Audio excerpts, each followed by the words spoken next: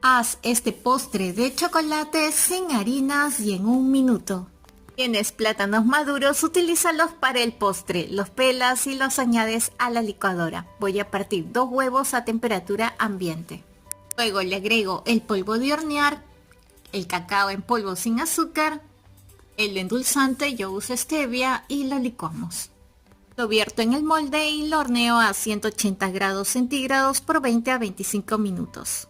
Lo desmoldo tibio y derrito el chocolate, se lo coloco encima y listo. Buenísimo.